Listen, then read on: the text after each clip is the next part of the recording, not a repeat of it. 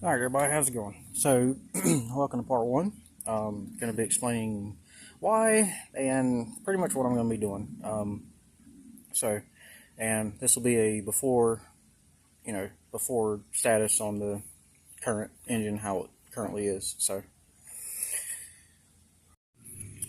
here, I have my 2011 F450 with 100 and, oh Lord, the camera's not going to pick that up, 178,000 miles on it. So, brief history, I bought this truck as a non-running vehicle. I just needed a bigger truck, and at the time I had the money, so I just bought it. Guy told me it just needed an injector. Come to find out, it needed more than just an injector. It turned out to be spun main bearings and spun rod bearings. Like, it was, the bottom end internally was it was shot, literally. So I ended up getting it free. So the guy had cut a hole in the bottom of the bell housing. I'll show you that. So he already had a hole cut in the bottom of the bell housing. Yes, the rear main is leaking. And I just used my pry bar and got her freed up and spinning. Ended up getting the starter turning. Started to turn it, turned over really slow, took out all the injectors, put oil in all the cylinders, or in injector ports, and then tried to get it to crank over. I got it turning over fast enough to where it wanted to start, but it just wouldn't fire off. And ended up pulling the engine out. That's when I dropped the oil pan and was like, well, we're going to put an engine in it. So, couldn't find an engine,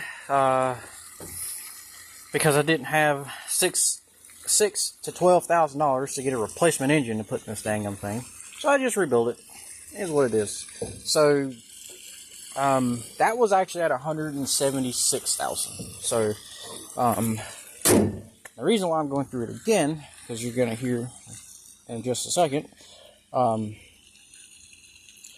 reason why I'm building it again with new internals and all that jazz is because I am just really tired of the, oh, don't buy a reman from them. Oh, don't buy a reman from them. Oh, don't buy a reman from them.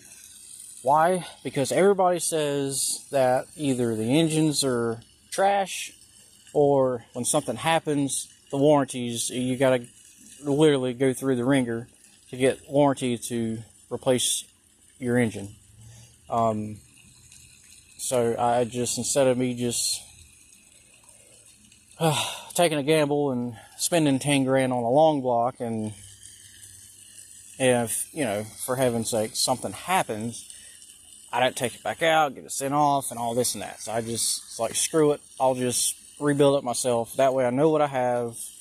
It's my engine. You know what I'm saying? So that's really the whole base reason why I'm just going to rebuild it myself. And like I said, the thing is still running. There is no... Yeah, the engine's still running. It still has great oil pressure within factory specs.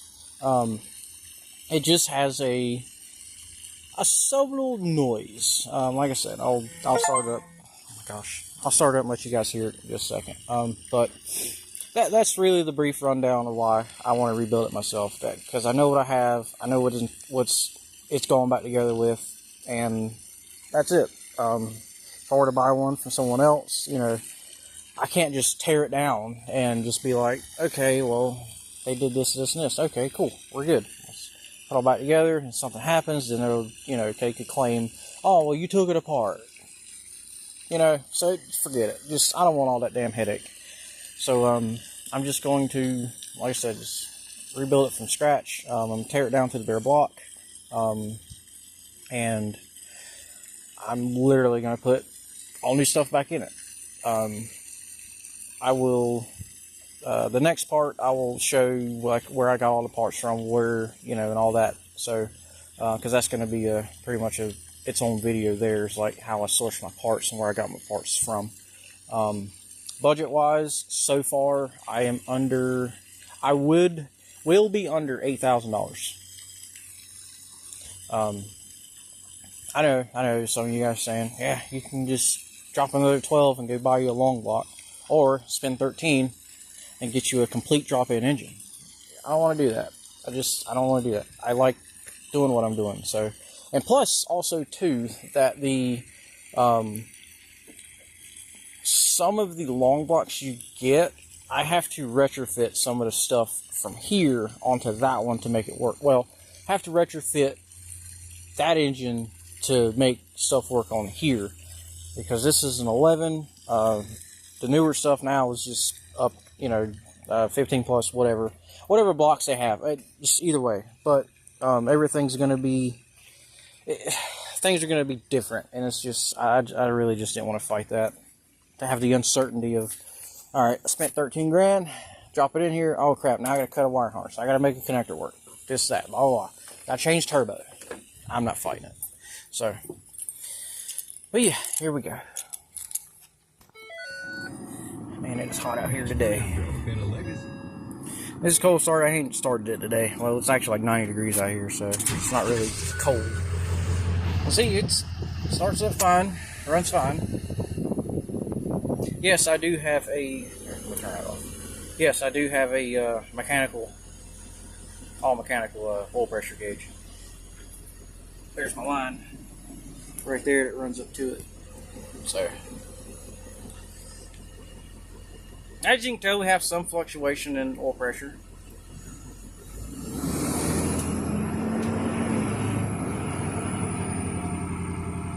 But overall, it's, it's still got good oil pressure. So I can still drive it. It's just I'm trying to remember what cylinder that is. I think it's cylinder 3. No, cylinder. Oh my gosh. 7, 3. Okay, 1, 2, 3. Oh wait, 8's over here. This is 1, 2, 3. Either way, it's the middle. It's the passenger cylinder up from the rear. It ended up being it bent a rod, or a connected. Oh my gosh! It bent a push rod, and I had to fix that. So I put a new push rod in it, put a new rocker assembly on it. Well, not a new rocker assembly, a used rocker assembly that was better than what I had. And ever since then, it's had this poppy sound. So engine builders think I just bent a valve potentially. So I may have to replace the passenger side head if it takes more than just replacing the valve. So I don't know if you can kind of hear it, but it doesn't sound like a 6.7. It does not. But either way, I'm gonna try to rev it up and see if I can get you guys to hear that noise I'm hearing.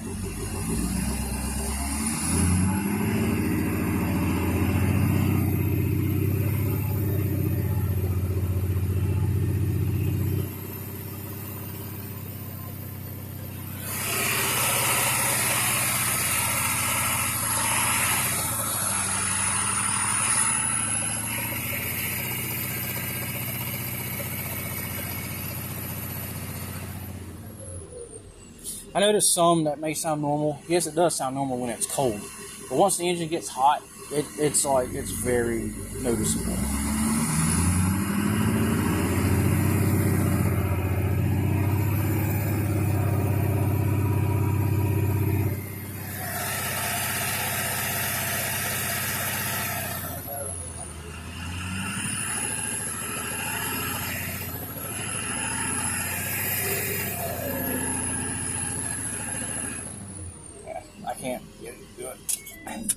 I would have to sit here and let this damn thing run for like 10 minutes. And it's hot. It's hot out here. So, either way, it's got a subtle knock at like 2,000 RPM. One of my buddies are saying it's a rod knock. Some are saying, well, it just could be just a bent exhaust valve. It could be both. I don't know. But, like I said, I'm just going to tear down and just rebuild the entire thing. New crank, new rods, new pistons. Oh, the pistons I'm going to get are the new 2020 steel pistons. So it's going to have, the updated everything in it. New lifters, new push rods, new rocker assemblies. I'm going to get the passenger side head checked. I'm going to reuse the driver head. Probably going to reuse the passenger head too, as long as everything checks out good. all new gaskets, everything, front seal, rear main seal. The oil pump has already been replaced, so that's brand new. It's only got maybe 500 miles on it now. Oil cooler. I'm going to reuse the same turbo. I know it's the dual scroll or the dual compressor wheel style 2011 turbo, but again, I have no issues with it. I'm not gonna replace it because that's an additional like $2,000 for that damn thing. And the bad part is there's nobody around here to rebuild the dang thing. So I've called one of the turbo shops local to me, and they're like, no, we don't touch 6.7 power stroke turbos. So, but either way, all right. I guess I'll see you guys in part 2. Part 2 is going to be just a parts rundown, and that's it. So we'll go on from there. Thanks, guys. Going back over the video, I realized I didn't tell y'all, but the reason for the bent push rod and the valve issue is because it got over revved mechanically by tow haul. It downshifted while I was towing, and my foot wasn't completely on the brakes. It was just, you know, lightly on the brake pedal, so when it downshifted, it went down higher than, or it went down a gear, and I wasn't really in active braking at that time, so the RPMs, it was between 3,500 and 4,000, and it popped it. So, but that's it.